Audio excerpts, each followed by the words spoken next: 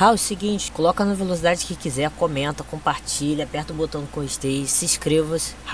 Conheça o Round One, melhor fone de notícias do Bots, também com o melhor grupo de zap dos bots no Brasil. Bem-vindo ao canal do Viciado em Luta, tudo bem, gente? Seguinte, um papo de viciado.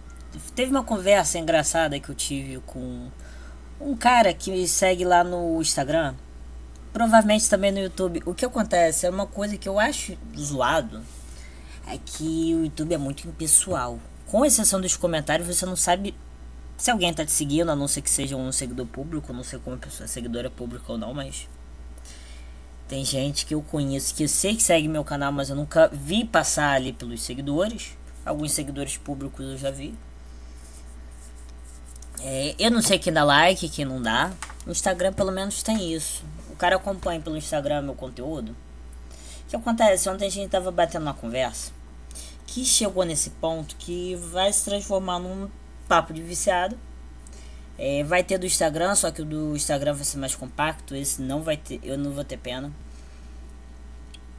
Eu tô fazendo esse papo de viciado. Não vou falar de quem se trata, porque o que acontece? Meus vídeos de vez em quando são revisitados com o tempo. Esse vídeo aqui pode dar o que falar.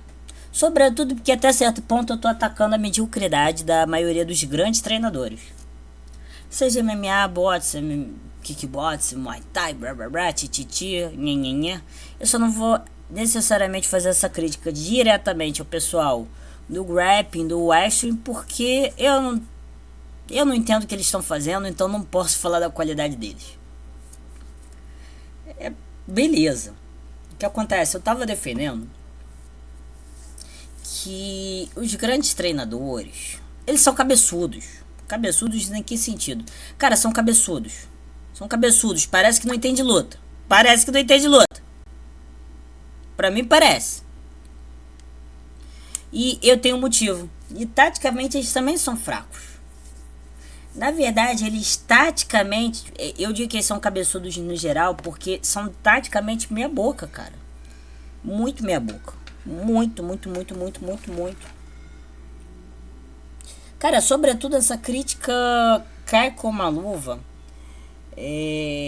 Sobretudo no pessoal voltado ao MMA.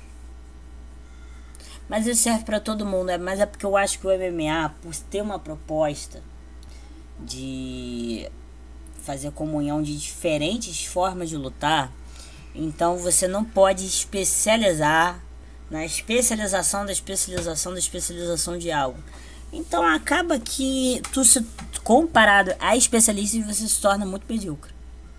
Eu não tô condenando e julgando, mal julgando, mas tô constatando.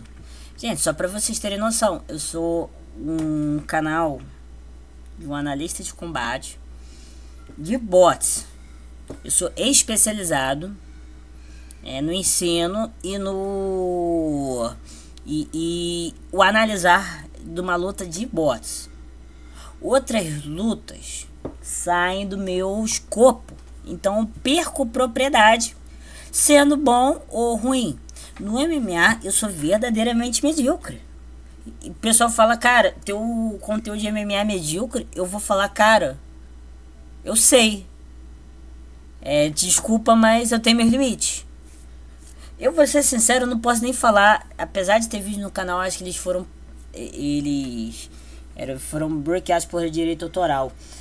Meus vídeos de grappling, cara, tu falar aquele vídeo é ruim, eu vou falar a verdade. Desculpa o tempo perdido que você teve assistindo.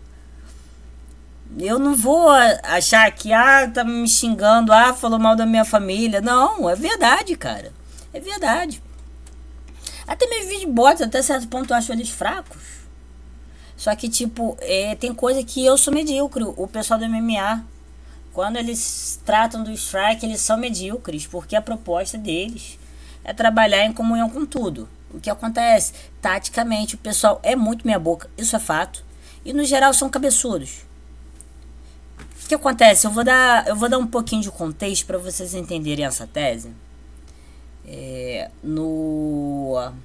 Na conversa que eu tive com o cara, não vou falar qual, eu tava relatando um pouco da minha vida, minha trajetória.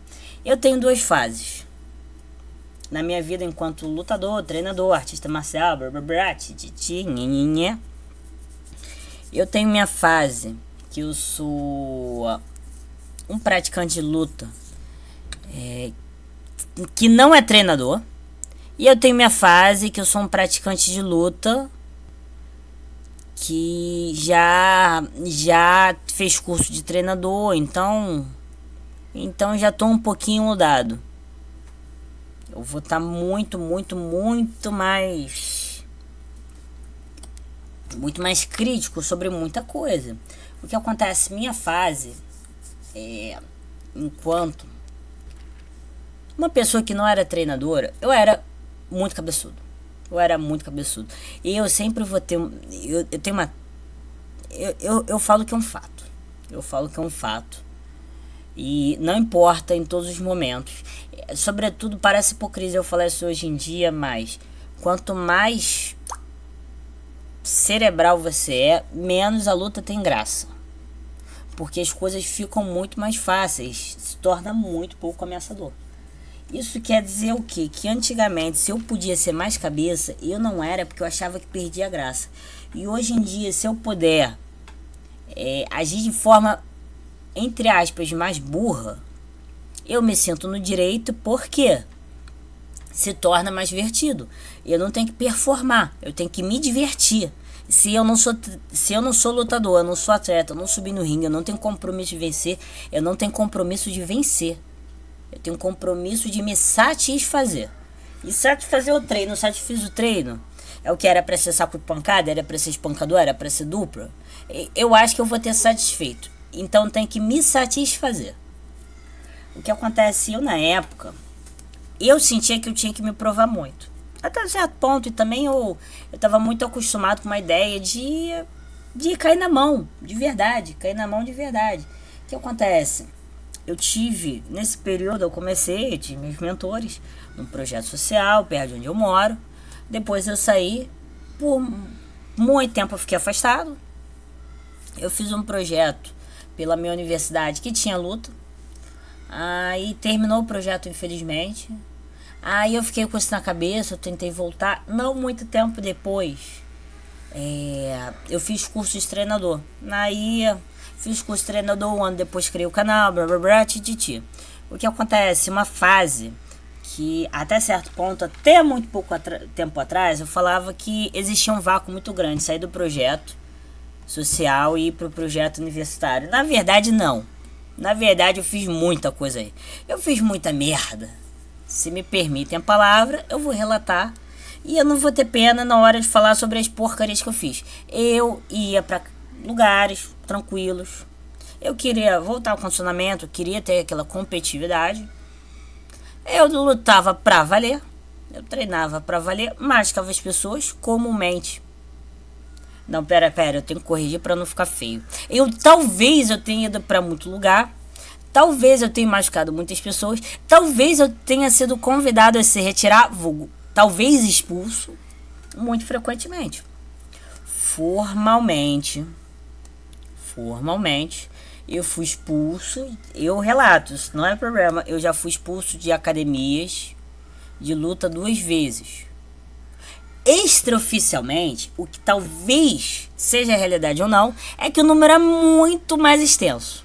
Nessa fase, porque o que acontece? Eu machucava as pessoas, eu não era em concordância com o ambiente. Com muita razão, eu era expulso. Eu era praticamente o... Cara, eu agia até certo ponto, muito só de forma isolada. Com aquela época dos pit boys de invasão de academia, que o cara chegava, batia em todo mundo, era expulso. Ou tomava academia pra si, pelo menos sentava.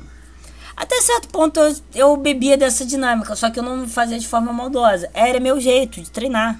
Era treinar pra valer. Se eu me machucasse, se eu machuquei, eu machuquei. E eu não encontrava nada de errado, porque era o natural. Eu não encontrava erro nisso. Eu vou falar que é inocência? Não, é estupidez. Era pura estupidez minha, porque isso era totalmente errado. Só que eu não encarava desse modo. Eu não encarava desse modo porque, pra mim, a luta tinha que ser daquela forma. Só que acontece, se me permitem falar, eu me permito.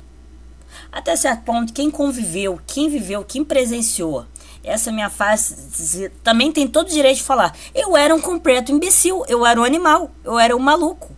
Parecia um maníaco que ia pra machucar todo mundo, machucava todo mundo, pô. Quer dizer, eu talvez machucasse todo mundo. Cara, o que acontece? Aquilo era horrível. Só que aquilo era eu tentando agir dentro da cultura lutadora. Era me aperfeiçoando, treinando. As pessoas que me acompanhassem. Se não acompanhassem, que fosse bom me expulsar dali, porque então aquele ambiente não servia pra mim, aquela mentalidade era essa. O que acontece, isso é muito complicado, mas eu era muito performático. E eu era convidado muito, quando eu achava os lugares, cara, eu fui convidado até pra luta clandestina. Eu fui convidado para muita competição nessa fase, quando eu operava numa academia, até eu ser expulso, até meu dinheiro secar e eu não ter mais como treinar, e aí eu também queria conhecer outros lugares.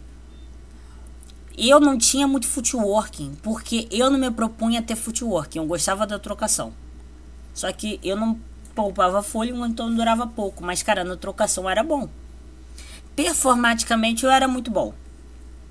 O que acontece? Eu fiz curso de treinador, eu me mostrava muito capaz. E quando as pessoas questionavam, eu falava numa boa, eu falava, não, que eu sou treinador. Beleza. Dia seguinte eu já era convidado a me retirar. Eu era praticamente expulso. Porque as pessoas achavam que talvez eu fosse roubar o lugar delas. Talvez eu fosse, como se diz, roubar o conhecimento delas, a aula delas. Talvez. Quer saber? Que se dane. Pode ser que fosse. Eu comecei a entender que eu não podia me anunciar como treinador de boxe. Eu tinha que ser um medíocre. E o que acontece? Eu evoluía muito em QI de luta. E até tecnicamente. Na realidade, eu comecei a melhorar muito footwork. Eu fiquei muito bom de footwork. Nessa fase, depois de sair do projeto social, que ali eu tentei ser um pouco mais dependente, porque eu pensava, cara, eu tive 2 treinadores excepcionais. Para encontrar 2 nessa altura, eu não encontro. Então, tentei ser mais dependente. Meu footwork melhorou, era no geral muito melhor. Só que eu fazia cada vez mais merda. Aí o que acontece? Eu já tava evoluindo muito nessa fase. Quando eu virei treinador, meu nível de evolução aumentou muito. E quando eu criei esse canal, minha evolução aumentou de forma muito mais intensa. Muito mais intensa. E o que acontece? Eu não escondia o fato que eu entendia das coisas, só que eu normalmente era expulso. Eu fui expulso 2 vezes nessa fase. Treinei com o meu mentor, depois a gente saiu do espaço que tava, tem toda uma história, mas eu não desrespeito a ninguém, não vou contar. E aí eu continuei escondendo o fato.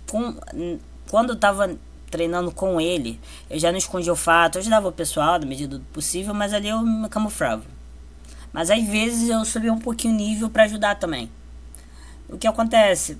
Eu escondia que eu era treinador, só que eu não podia mostrar técnica. Então eu falava, comecei ontem, comecei semana passada, comecei mês passado. E eu ficava no nível mais medíocre possível. Performaticamente, aquilo era patético. Era patético. Só que, tipo, eu de verdade, eu tava me defendendo ultra mega bem. Eu não machucava ninguém. Eu não chamava atenção. De vez em quando eu propunha um momento de sabedoria que a pessoa pensava, caraca, você viu isso no YouTube? Eu vi isso no YouTube, sim. É um canal de um cracudo que criou o canal recentemente. É um tal de viciado em lutas, viciado em loló, sei lá qual o nome.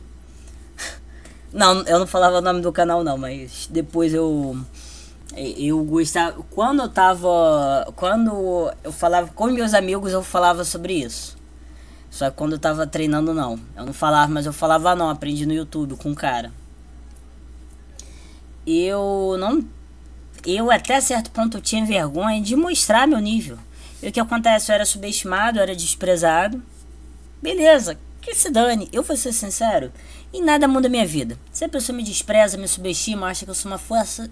Cara, isso não entra no meu currículo, não entra no meu portfólio, não paga minhas contas. Elogios e ofensas não mudam muito minha vida. Diz mais sobre as pessoas que fazem do que quem não faz. Eu, pelo menos, elogios, eu tento não subir a cabeça. Não me sobe a cabeça, mas eu encaro como gratidão da pessoa, então aceito com muito carinho. Mas aquilo não fala sobre mim, aquilo fala sobre a evolução da pessoa. Então eu fico feliz da população lutadora do Brasil evoluir. E talvez eu tenha algum impacto nisso, eu tenha alguma ajuda nisso. Mas não diz nada sobre mim. As ofensas não dizem nada sobre mim mesmo. Diz sobre a pessoa. Eu tive um problema numa academia, eu vou ser sincero, eu falo com as pessoas, cara, isso diz mais isso tudo de respeito ao problemático, cara, o treinador problemático. Na minha opinião é essa. Cara, eu treinei.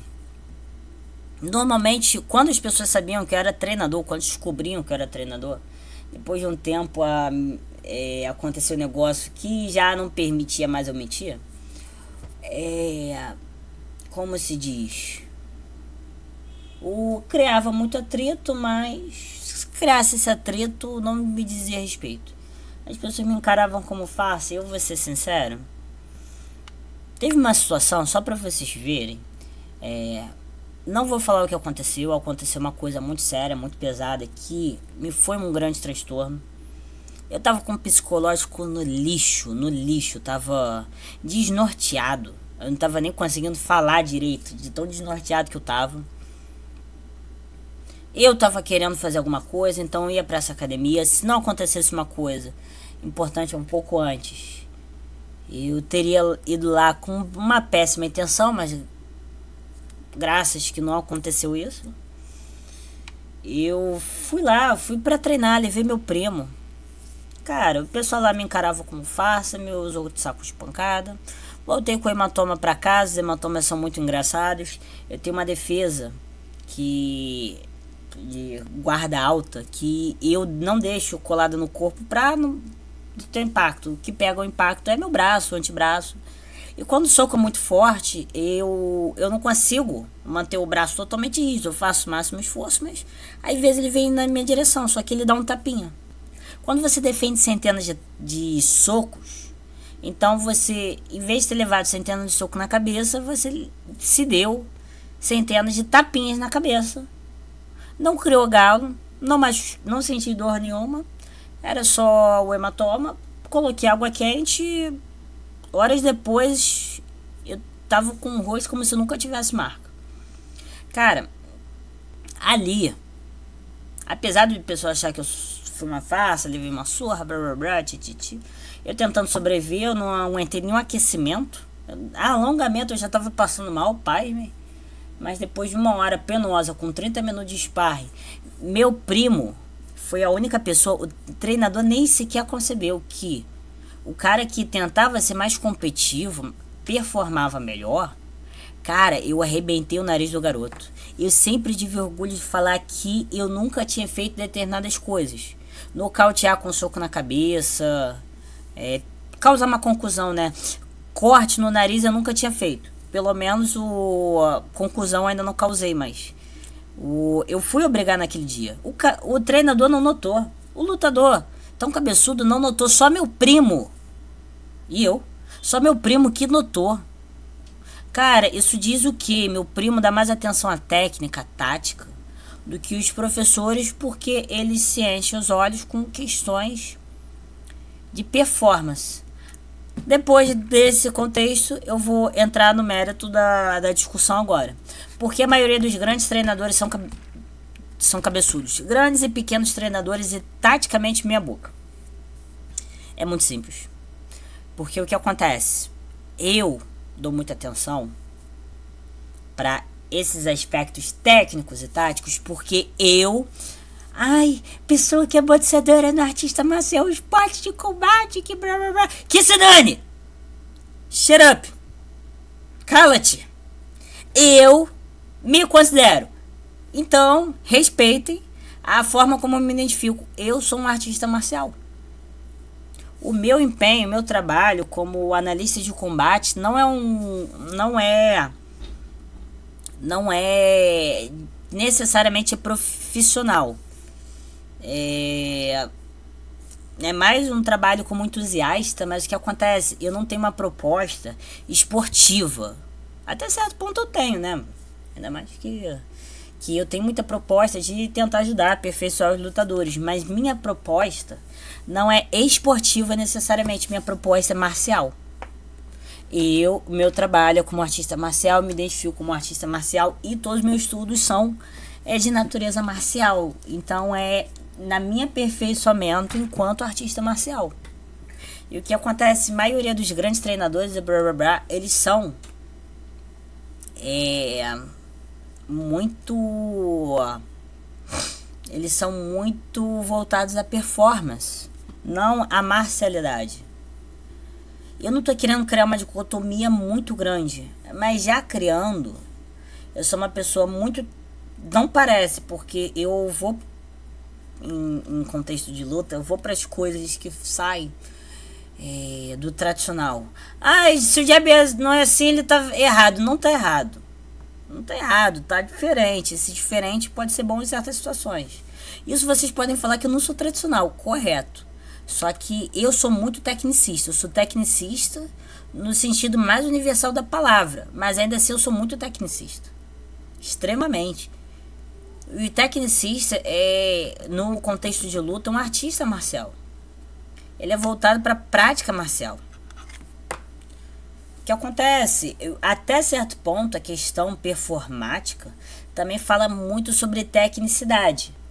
Só que o artista marcial, eu não vou falar que isso é definição, mas uma das maiores características dos artistas marciais, e quanto mais empenhados eles são, mais se mostra, os artistas marciais, eles são sobretudo obsessivos com a tecnicidade. Eu sou obsessivo com a tecnicidade. Eu tenho um vídeo recente no meu canal que eu falei de um canal que mostrou em um short o negócio de Volkov contra Gane. Eu naquela luta, eu podia ter chamado a atenção para aquilo, só que eu preferi desbravar a tecnicidade do soco. Porque esse backfish, hammer backfish, soco rodado, soco martelo rodado, giratório, que se dane. Tem muito nome, que se dane. Pra mim tudo é soco. Mas vamos falar como tá o vídeo. Eu preferi chamar atenção para aquilo e um cara quis chamar para a parte tática da situação. Eu vou ser sincero, é para vocês verem quão obsessivo eu sou com a tecnicidade. A taticidade, o tático, de respeito à técnica, eu já vou ir um pouquinho mais pra frente, mas por enquanto deixa eu dissertar. Eu sou uma pessoa muito voltada à técnica, obsessivamente. E o treinador, ele quer saber de resultados, de melhoras, de evoluções, em performance. Ele quer que a pessoa chegue no melhor performance possível. Tanto que tem aquela história de periodização, blá blá blá, tititi. Eu vou ser sincero, se as pessoas tivessem a mesma obsessão que eu, elas estariam 100% focados só no aperfeiçoamento técnico e eles vão fazer um estudo mega violento, tático. Ia ser 100% tático, 100% técnico. Ia ser 200% focado nesses dois pontos. Sendo que virtualmente não tem como ser 200%. Mas é para falar que o foco ia ser totalmente esse. Se fosse eu não ligaria para a questão performática. Eu acho que as pessoas ligando muito para a questão performática, eles não notam quão robotizados eles ficam. Cara, isso é muito complicado. É muito complicado. O que acontece? Eu já vou... Cara, pasma, eu vou arrumar uma confusão. Vai parecer que eu tô buscando treta. Mas só pra mostrar que eu não tô mentindo. Eu vou daqui a pouco fazer um negócio que eu não devia fazer. Mas eu vou mostrar o que eu usei pra levantar discussão com esse colega que eu tava conversando ontem. O que acontece antes, eu tenho que falar porque isso é um problema muito voltado a questão de atuação e menos a questão de artística marcial. Porque o que acontece? A gente vai ter 3 polos. Cara, eu devia ter desenhado isso. Aqui, na verdade, eu extraí uma coisa de uma palestra que eu dei. A gente pode falar que existem 3 polos num triângulo. Que a gente tem a parte... não é nem um triângulo, na verdade é uma soma. A gente tem parte mental, que vai afetar a luta. Tem a parte técnica e tem a parte física. Cara, se você tá doente ou você não treinou, você tá um frango, não adianta você tá com mental de aço, mentalidade de guerreiro. Você tá tecnicamente muito afiado. Se o maluco ele derruba a porcaria de uma parede com soco, tu vai levar, tu não vai aguentar. O cara aguenta ser atropelado por um ônibus. O teu soquinho de frango não vai fazer diferença nenhuma. Desculpa, a realidade é essa. Eu não tô mentindo. Infelizmente, a verdade é essa. E o que acontece? Então, o fisicalidade tem muita importância. Fisicamente, o cara estando muito bom e mentalmente muito bom, só que tecnicamente não tanto, vai ser aquele lutador inapto. Ele pode ser vencido ou não, tanto faz. Mas ele não vai ser visto como lutador habilidoso, como lutador cabeça. E o cara que é muito habilidoso, tá com físico nas alturas, mas com mental ruim, o pessoal vai falar, é o perdido. Entra numa situação apertada, desiste. Essas coisas são muito importantes. Os treinadores, eles têm que contrabalancear isso. O que acontece? O problema tático ele mora dentro da tecnicidade, que é um dos 3 componentes da soma. Ele tem que ser ultra mega valorizado. Só que os treinadores, eles têm que balancear e deixar tudo igual. Na verdade, eu acho que o aspecto mental tem que ser até mais, mas tudo bem. O problema é que tem que ser tudo equilibrado. Sobretudo com esse pessoal com a não tô condenando, não tô desprezando, mas com o pessoal com essa formação ultra mega sinistramente capacitada de educação física. Então, até certo ponto, talvez a fisicalidade junto ao mental, eles tomem muito espaço. O cara sabe chutar, o cara sabe socar, sabe defender, então tá ótimo. E aquele aperfeiçoamento infinito, sem fim, tititi, que eu gosto de pregar, por exemplo, fica de lado, cara. Agora eu vou defender a tese do porquê a técnica se trata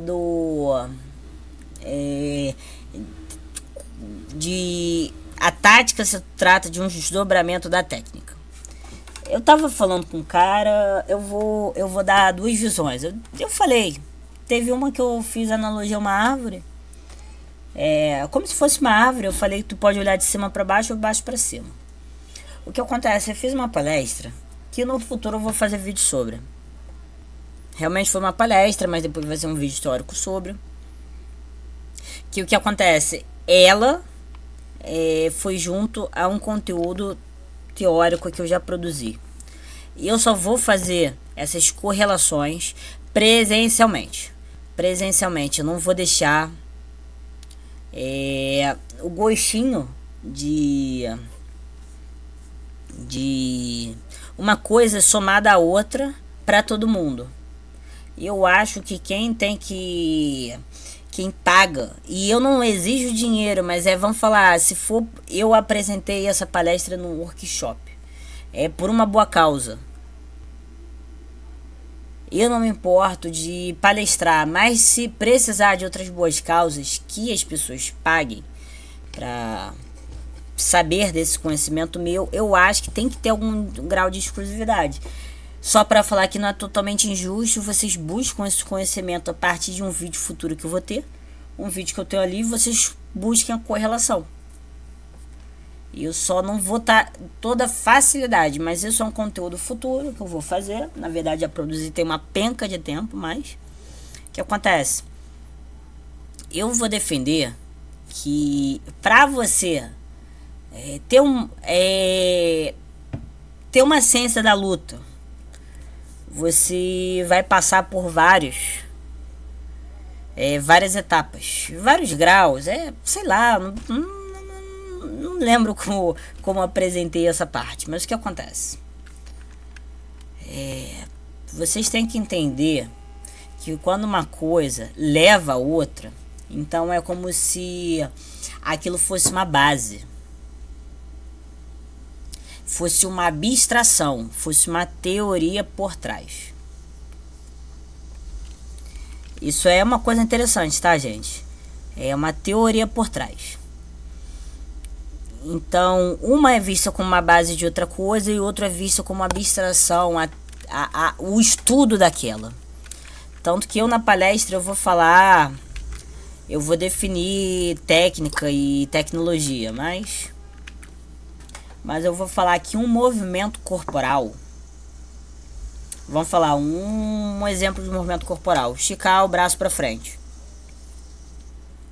Nisso aí você pode ter o mover de um ombro, o mover de um cotovelo, o pulso. Cara, um movimento que de verdade acontece tanta coisa junta para você esticar o braço para trás. O braço para trás, esticar o braço para frente. Tem um conjunto de movimentos acontecendo ao mesmo tempo. Tanto que eu vou falar, são movimentos que realizamos. Podem ter aplicações em combate ou não. Estender o braço, famoso estica a mão para frente. E faltou aspas. Estica a mão. Eu tinha que colocar aspas. Que porcaria. Isso é o movimento do corpo. Se inclinar para trás, levantar uma perna, esticar uma perna, flexionar uma perna. Vocês entenderam. Um movimento corporal vai levar a princípios, não vai levar, na realidade, esses dois, os movimentos corporais e os princípios, eles vão se relacionar, mas uma coisa não leva a outra. Mas nessa palestra, com essa dificuldade, eu tive que falar como se fosse. Princípios podem ser entendidos como a base teórica de algo, que pode ser definido e aplicado em um movimento técnico. Um princípio é o que acontece, um princípio físico, um princípio biológico, fisiológico, esqueci como o pessoal chama do movimentar. A ciência da educação física sobre o movimento. O que acontece? Matematicamente existe uma definição que a menor distância entre dois pontos será uma linha reta. Você pode fazer um conjunto de segmentos que fazem zigue-zague, vai percorrer maior distância. Você pode fazer uma curva que vai ter maior distância. A menor distância será feita por um segmento de reta. Então isso é um princípio e ele vai se relacionar com o movimento do corpo. Porque o que acontece? Somos parte do universo que é regido por leis e princípios e coisas que descobrimos sobre o universo que nos cerca, que nós fazemos parte. E meio que, gente, é meio inviolável, né? Em questão de métrica, o menor ponto, o menor, o objeto que vai ter menor comprimento entre um ponto e outro vai ser um segmento de reta. Então não tem como fugir. O que acontece? O estender o braço, o movimento corporal, vai se juntar a um princípio do universo e vamos ter uma ideia de esticar a mão para frente, estender o braço, o famoso estica a mão para frente, para que a gente tenha o movimento que percorra a menor trajetória possível para o seu objetivo. Então a gente vai ter um movimento. A gente vai ter um movimento que vai satisfazer um propósito. O que acontece? Os movimentos com os princípios vão levar a técnica. Esse esticar a mão para frente para pegar um objeto e satisfazer um objetivo é uma técnica? Não é ainda. Tecnologia ou técnica, eu vou usar citações, que eu gostei dessas citações, eu acho que elas dispensam, mas eu vou complementar. Acho que a definição conceitual mais útil para esse estudo é dada por Harvey Brooks, que definiu tecnologia como conhecimento de como cumprir certos propósitos humanos de forma especificável e reproduzível. Skolnikov, que acontece na palestra original, vai ter as fontes. Para Ortega e Cassetti, eu não sei se eu estou pronunciando legal. Uma técnica é um esforço para reduzir o esforço. Um esforço mental para reduzir o esforço físico para se atuar. Me isentando da função de ter que falar o que é uma técnica, eu vou traçar o que é técnica a partir de duas ideias. Conhecimentos como cumprir certos propósitos humanos de forma especificável e reproduzível. Você vai ensinar uma técnica, você vai ensinar uma coisa que provavelmente foi ensinada para você. Você vai reproduzir através de certas especificações ações que vão cumprir certos propósitos. E o que acontece? Uma técnica uma tecnologia é uma forma de atuar nela. Deixa eu ver se eu tô com o negócio aqui. Eu vou pegar a página que eu esqueci. Cara, infelizmente eu dei spoiler. Isso fazia parte do QI de luta. Vou fazer o quê? Para complementar a origem etimológica da ciência, que eu falo muito sobre uma coisa ser ciência da outra. É ciência, que pode ser vista como compreensão. Eu amo essa palavra. Sem perder o foco do trabalho sobre o QI de luta, será trabalhado ciência dentro do QI de luta nessa concepção de compreensão e mecanismos de construções de conhecimento baseados em conjuntos temáticos de técnicas e teorias. Deixa eu ver. Eu falo um pouquinho sobre técnica. Tá, beleza, vamos voltar. Perdi um pouquinho o foco. Tecnologia seria tanto um objeto, instrumento, e técnica é uma ação.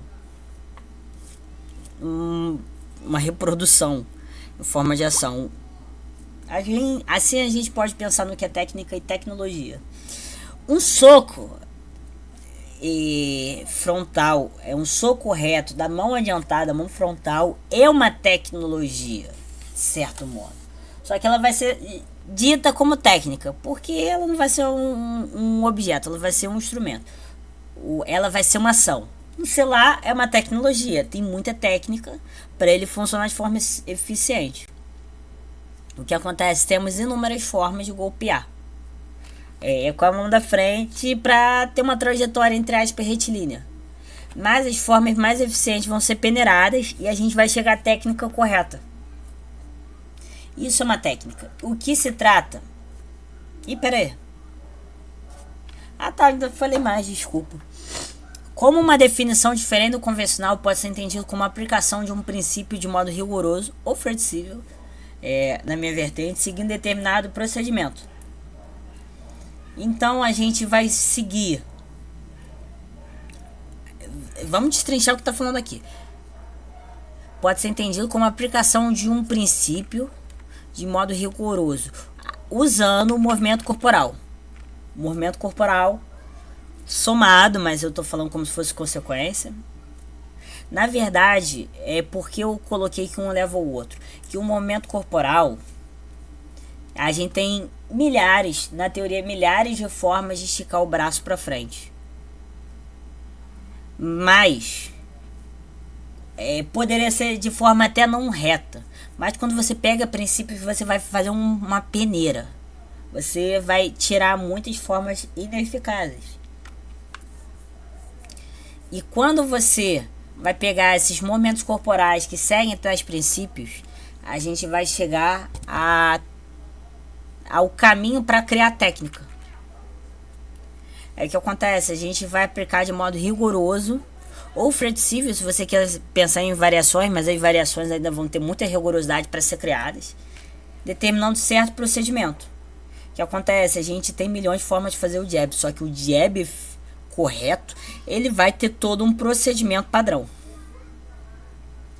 Agora, o porquê eu vou falar sobre ciência? Publicamente é definido como a tática. É como um conjunto de meios ou recursos empregados para alcançar resultado favorável. Tratando-se dos recursos à técnica. A partir de tais conclusões, pode ser entendido como abstração e aplicação teórica da técnica. A ciência da técnica. Por isso que eu falo que eu sou uma pessoa voltada ao técnico e tático. O técnico e tático, eles se relacionam porque uma trabalha com a outra. Você não pode trabalhar tática sem trabalhar técnica. E você pode trabalhar técnica solta, mas numa luta você tem que relacionar o tático. Não tem como fugir. Não tem como fugir. Você vai ter um conjunto de meios, recursos, pensamentos. Os recursos, enquanto objetos, vão ser golpes, vão ser ações técnicas. Os meios são insights que você vai ter. Ah, não, pode fazer isso, pode fazer aquilo. Não, anda para trás. Não, distancia. Blá, blá, blá, para alcançar um objeto, resultado favorável. Resultado favorável, no final das contas, é vencer. Mas resultado favorável, às vezes, é golpear no seu golpeado, né? Se a gente pensar no micro. A partir de tais conclusões, pode ser entendido como abstração e aplicação teórica. Você vai usar essas técnicas e fazer uma aplicabilidade delas em determinadas situações, abstraindo muito que pode acontecer, e você vai ter a tática antes, durante e depois, até certo ponto. A estratégia é legal. Agora eu vou relacionar a estratégia e tática. Publicamente definido como meios desenvolvidos para conseguir alguma coisa, sendo os meios a tática. Estratégia pode ser vista como uma ciência que usa as táticas. O que acontece? A estratégia vai ser o conjunto de todos os pensamentos, todos os trabalhos desempenhados para se chegar ao resultado da vitória. Você não pode mudar uma estratégia durante o combate. Não pode.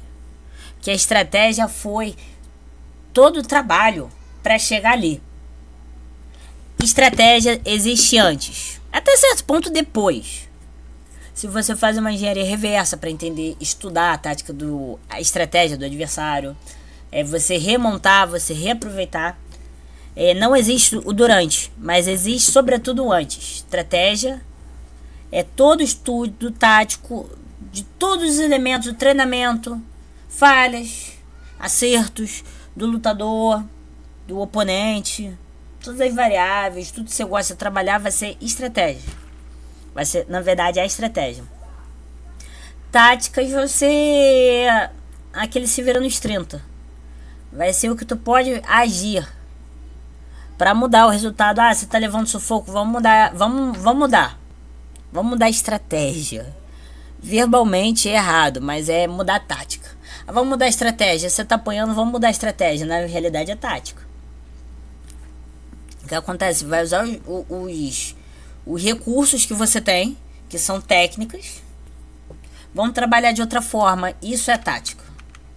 O que acontece? Eu tô falando que se você estuda, se você olha, se você inverte, você vai pensar que a estratégia vai ser a ciência que estuda as táticas. E a ciência a tática vai ser uma ciência que vai trabalhar a técnica. E o que acontece? Elas vão trabalhar com princípios físicos para serem máximo eficientes, mas vão ser movimentos corporais. Você tanto pode ter a ideia do movimento corporal como a base de tudo, vai ser peneirado pelos princípios físicos para se transformar em técnicas que, sendo trabalhadas no macro, numa visão maior, vai se tornar tática, e o conjunto de todos os trabalhos anteriores vai se tornar estratégia. Você pode pensar, isso aqui é ciência que trabalha tática, que trabalha técnica, que trabalha os princípios para pensar melhor em movimentos corporais. O que acontece? Os treinadores, isso aqui eu vou fazer duas coisas. Matemática. Putz, escrevi todo errado. Matemática pura e matemática aplicada. Falando sobre mim. Eu no momento não tenho o ímpar. O ímpar, infelizmente, eu tenho muito conhecimento sobre o ímpar. Eu não estou usando mais a webcam. Mas o que acontece? Vocês já viram meu rosto. Meu nome real é Gabriel. Sobrenome não diz respeito a ninguém. Minha formação, além de treinador de bots, eu tenho minha formação acadêmica, eu tenho 2 graduações. Uma interrompida no finalzinho. Eu não estava distante de me formar. Eu interrompi minha graduação. Descontinuei. Eu podia ter formado em matemática e hoje em dia eu faço formação próxima de acabar. E futuramente eu faço pós-graduação, deixo o futuro no futuro, em pedagogia, como se fosse a essência do ensino e das relações para o aprendizado. O que acontece? Vamos focar na matemática e vamos falar da diferença de um artista marcial e um treinador. Existe 2 áreas da matemática. Não devia nem ter pego imagens, eu devia ter falado aqui. Aplicada. Tá, a gente tem matemática. Aqui vai de respeito. Vai acabar falando sobre os treinadores. Matemática é um campo que descobre e organiza métodos, teorias e teoremas desenvolvidos e comprovados para atender às necessidades das ciências empíricas da própria matemática. Cara, eu tinha visto na minha graduação lá atrás, eu não lembro, eu não notei, mas... Cara, eu gostei de 3 definições do que era matemática, como se... Eu não lembro quais eram, mas eu achei 3 definições muito boas. O que acontece? A matemática pura é a matemática que a gente tem na escola e a versão mais aprofundada dela, mais completa, que é a matemática universitária, acadêmica. O que acontece? Ela é matemática pura, no seu sentido mais pura, só matemática. Não vou falar que é descolado da realidade, mas é mergulhado na própria realidade de seus estudos. E temos a matemática aplicada.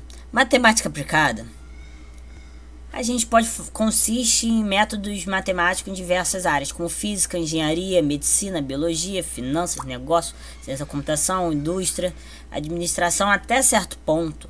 Na visão da matemática, engenharia, física é matemática aplicada. Engenharia é matemática aplicada. Parte da medicina é matemática aplicada. Vamos falar que fosse biologia aplicada. Parte da biologia é matemática aplicada. Finanças é matemática aplicada, filho. Negócios, mesma coisa, administração, ciência da computação, matemática aplicada, cara. Eu não quero desprezar, eu não quero desconsiderar, mas vamos usar a visão da matemática pura acerca da matemática aplicada. O que acontece? O treinador, ele trabalha a aplicação da teoria da luta. Ele vai trabalhar a teoria da luta. Ele vai trabalhar com a aplicação da teoria da luta. Até aí, beleza. E o... Cara, pelo amor de Deus, fala que eu salvei, porque senão... Putz, grila. Gente, peraí. Meu Deus do céu, eu não salvei.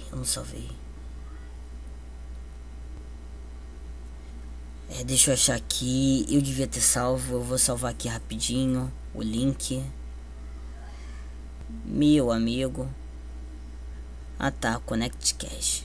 Menos mal, achei. Connect Cash. Amigo do céu. Meu Deus do céu. O que tá aqui? Cacete, isso foi feito quando?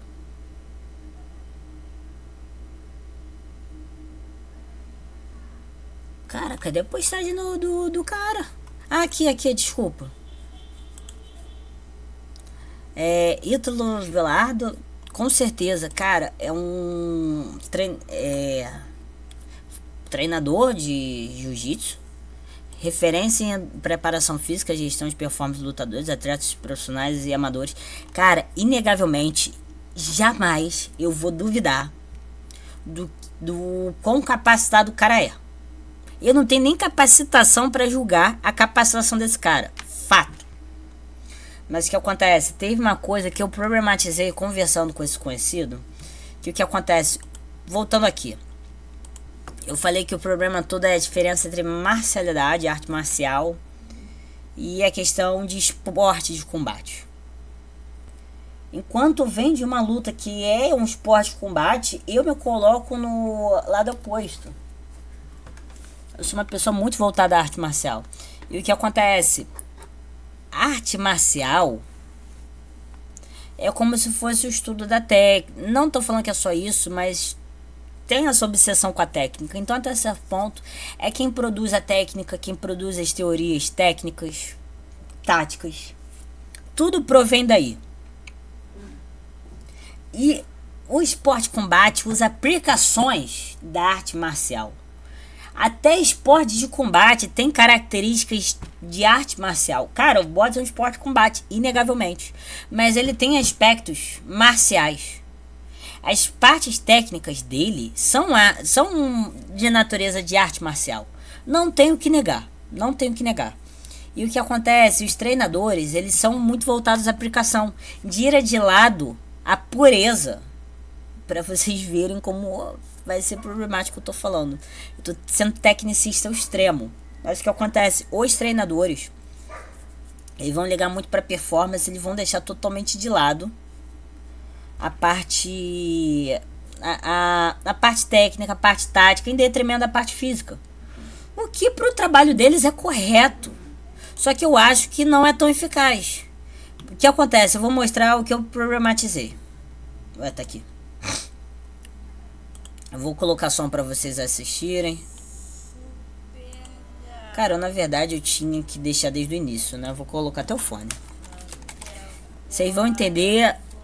Eu vou defender com a minha problemática sobre isso. Eu não tô rebatendo, eu não tô discordando. Eu só vou levantar um ponto contrário a essa discussão, que é um ponto que o pessoal tá deixando de lado. Ah, pera. Existe, sim, vou falar aqui na câmera. Vocês podem pesquisar, se alguém achar, me manda que eu vou fazer questão de postar na rede social. Não existe estudo que diga que corrida, você só treina aeróbico com corrida. Você entendeu a diferença? A partir daí a gente começa a entender como a gente consegue trabalhar o sistema aeróbico de diversas outras formas, inclusive no jiu-jitsu. Ah, porque a corrida vai trabalhar o mesmo sistema que você vai fazer se você organizar a sessão de treino. Ah, mas eu preciso do sprint para fazer o meu ATP-CP funcionar em tantos segundos. Vai fazer. Cara, o cara só tá falando grego pra mim até agora. Se você fizer um drill em alta intensidade, também você vai fazer. O problema é que é muito mais fácil você fazer uma corrida.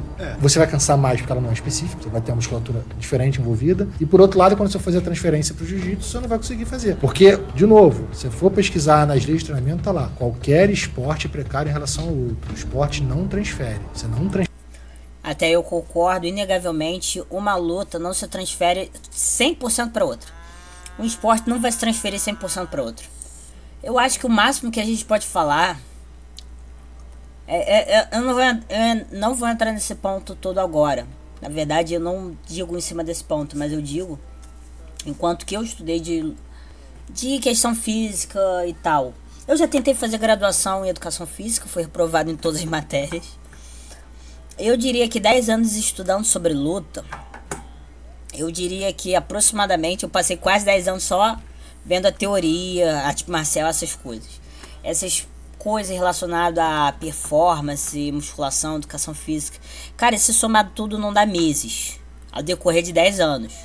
O que eu estudei foi para melhorar meu treinamento físico enquanto eu treino sozinho, sobretudo calistênico. Mas o que acontece, eu acho que o máximo que tu aproveita são esportes que tu usa o corpo todo, tipo natação. Mas tu nunca vai aproveitar 100% de uma coisa para outra. No máximo uma variação do esporte vai se aproveitar para outra. E não vai se aproveitar tudo. Futsal, que tem um espaço pequeno e extremamente dinâmico. Futebol de campo, que caraca, não sei nem quantos metros tem ponta a ponta aquele negócio. Botes olímpico pro botes profissional. É quase um esporte diferente. É o mesmo esporte, só que com muita mini diferença. Não se aproveita 100%. Tem que se preparar. Transfere de um esporte Que é esporte? que você corre ou pedala. O ciclista fala, eu pedalo 50 km no meu dia mais tranquilo. No dia mais... Ele corre 50 km? Não. Ele não transfere. E corrida, meu irmão?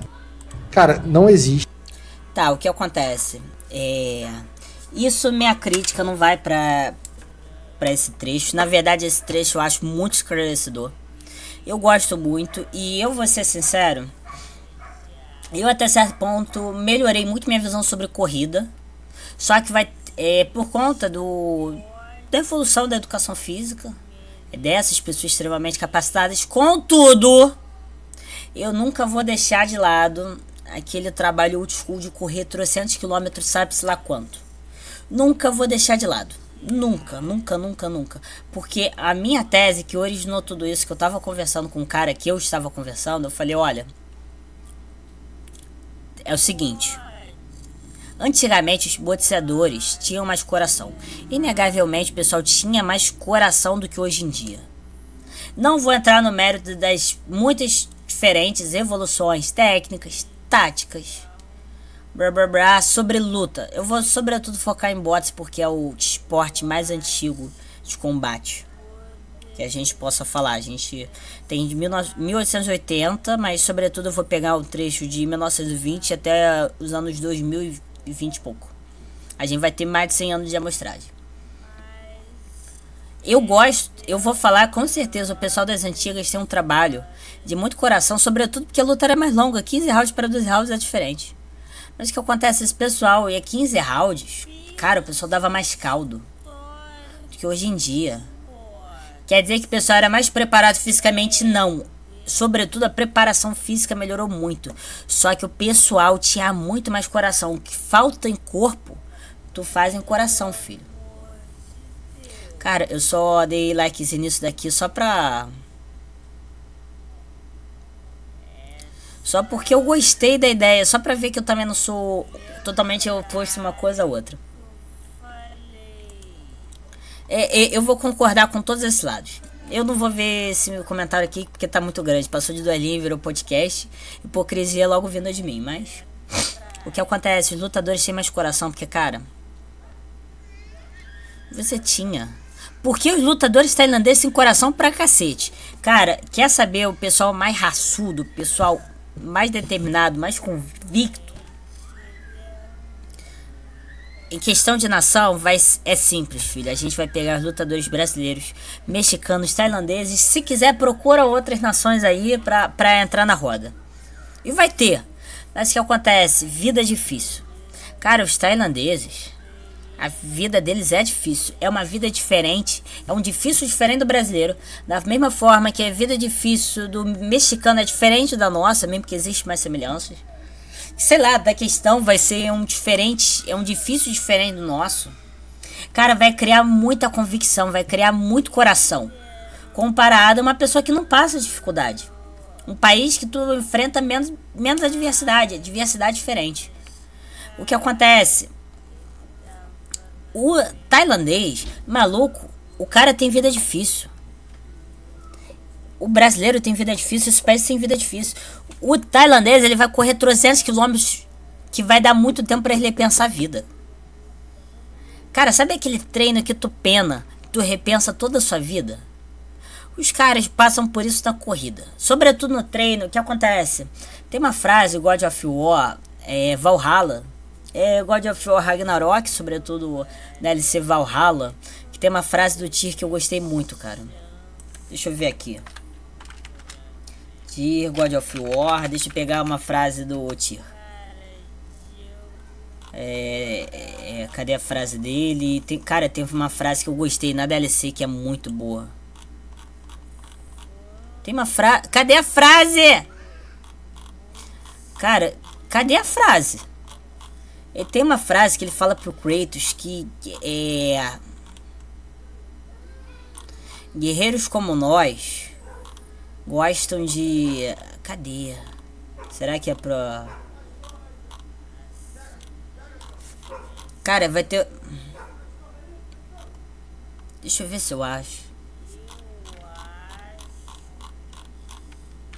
Ocupa... Não. Que ele fala que enquanto a gente... A ideia é qual? Enquanto a gente tá frito... Deixa eu ver aqui se eu pego... Cara, não tem falas. Que vexame.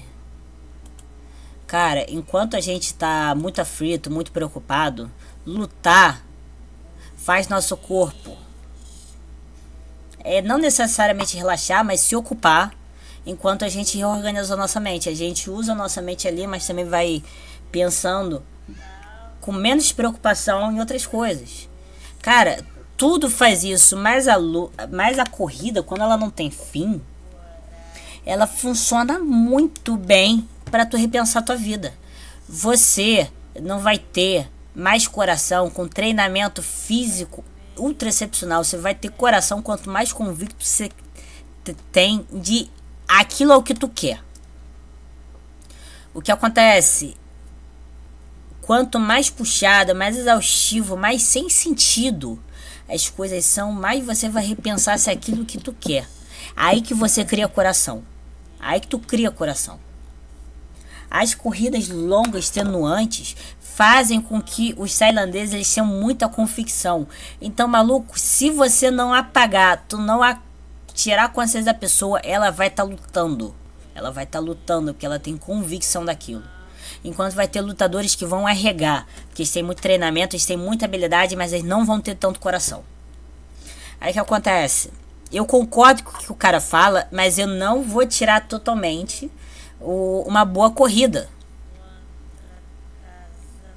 Eu não tiraria uma boa corrida longa de 50 mil quilômetros.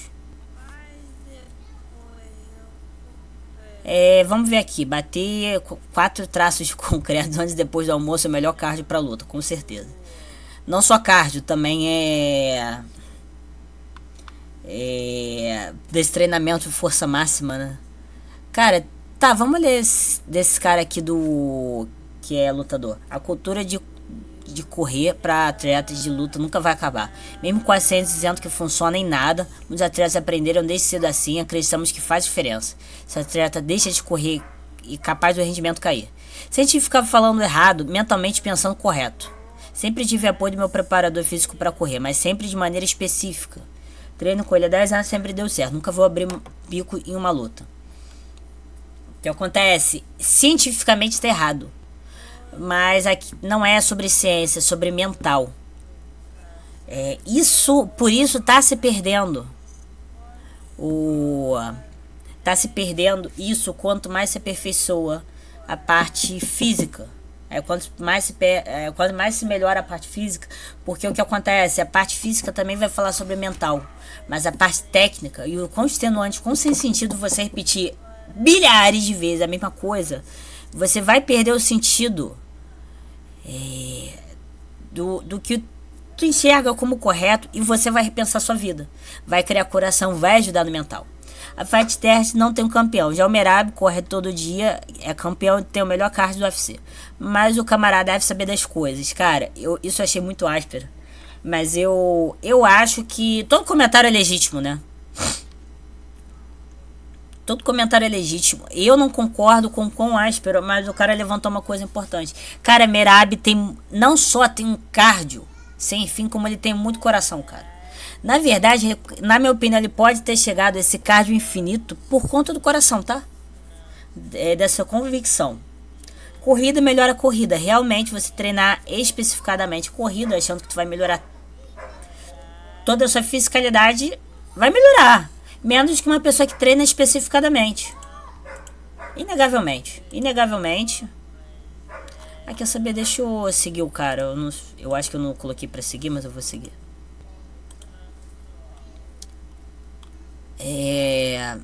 Quer ganhar caixa pra luta, coloca com prioridade a luta. Tanto que eu tava vendo, teve uma vez que eu tava treinando Muay Thai, mas me chamaram pra competir bots. Acabou que eu não consegui porque eu não bati o peso. Por uma diferença selvagem, sendo que eu tava comendo de forma monstruosa, mas eu subi meio quilo na época. Fogo. Eu sou o famoso lutador dos 25 quilos de roupa molhada. Se tu tira essa roupa, eu bato 18. Cacete. Mas o que acontece? O pessoal falou, você tá treinando muito alongamento, abertura de perna, flexibilidade, isso é inútil pro boxe.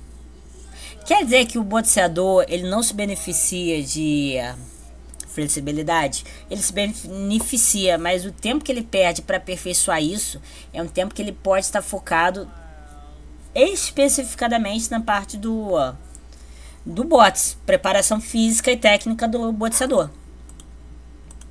O que acontece? Os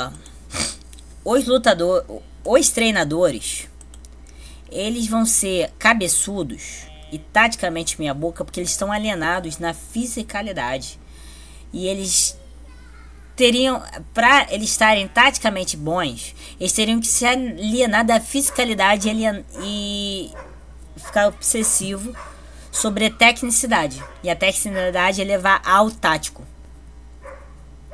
O que acontece? Eu sou tão obsessivo na parte técnica e tática que eu acho extremamente trivial os maiores insights que a galera do boxe, do MMA, do kickbox, Muay Thai tem uma explicação. O cara fez ciência e eu penso, caracas, tá bom, é trivial. Por que é trivial? Porque é trivial porque eu sou obsessivo sobre estudar aquilo. Então eu vou achar os treinadores muito meia boca comparado à minha obsessão. Eu vejo eu vejo falhas, pra mim elementares. Aí que tá. O quão elementar é? Porque eu vou ser sincero, eu encontro falhas nos treinadores, em preparações, grandes equipes, pequenas equipes, blá blá blá, tititi. Porque, cara, para eles é invisível essas problemáticas que são extremamente avançadas, que para mim são triviais. Porque eu estou imerso somente nisso. Sou extremamente alienado. Existe pequenas vantagens e grandes desvantagens sobre você se alienar quanto a uma coisa. As vantagens moram exatamente quando você trabalha aquilo. Pra mim, é vantagem ser alienado quando eu tenho um canal de luta e eu me alieno só em luta. No resto da minha vida, pessoal, cara, isso é horrível. Só que eu não consigo, é obsessão, é vício. É viciado em luta. Não é um apelido, isso é uma constatação. Não é só um título. É uma confirmação do quão obcecado eu sou. E o que acontece? Não é que os lutadores, os treinadores, eles são taticamente burros. Meia boca. Treinadores são cabeçudos. Não. É que eles estão abraçando muito a parte de ser treinadores profissionais e perdendo a parte de artista marcial. Então, quando você vai pra luta, é como eu falei, é sobretudo uma crítica para os treinadores de MMA. Porque eles, para eles se proporem a serem bons na comunhão de diferentes formas de lutar, que vai desbocar nas artes marciais mistas, eles se tornam medíocres. Eu não sei se eu falei isso no protótipo desse vídeo ou nesse vídeo mesmo, que eles se tornam medíocres na especialidade daquilo. O strike, o wrestling, o grappling, eles são medíocres comparados aos treinadores especializados naquilo. E ainda assim, os treinadores especializados naquilo, ainda assim, eles são muito mais marciais, são muito mais voltados à arte marcial, a parte técnica da coisa, mas ainda vão pensar muito na fisicalidade. Perde-se a parte técnica. Porque, na minha opinião, eu falei isso no Papo de Viciado sobre a treta do Alex Pereira e do Alex Oraguchi. Porque um analista de luta, ele tem obrigação de estar muito além. Eu diria que não dá pra reclamar tanto se ele tá equivalente ao head coach, porque, cara, você tem que ser ultra especializado na marcialidade da tecnicidade. Você tem que abandonar o que é desnecessário, que é treinar a parte física, que eu não falo que é desnecessária, mas vocês entenderam essa minha tese. Os treinadores, eles são meia boca por quê? É bem simples. Porque eles não se especializam ao extremo. Você tem que se especializar ao extremo. Se você não especializa ao extremo, você se torna meia boca. E não tem nada de errado. Tem nada de errado. Só que o que acontece? Temos que ter alguém que não seja... tem que ter alguém na equipe que não possa ter esse trabalho misto. Se você quer ter uma equipe, você é o head coach, você, na sua opinião, você não transcendeu a capacidade tática, você tem que ter alguém na equipe que foque nisso. Tem que ter. Porque senão, no final das contas, quando você pega uma pessoa ultra mega especializada na parte tática, você faz um trabalho meia boca. Seu entendimento é meia boca para ela. O que acontece?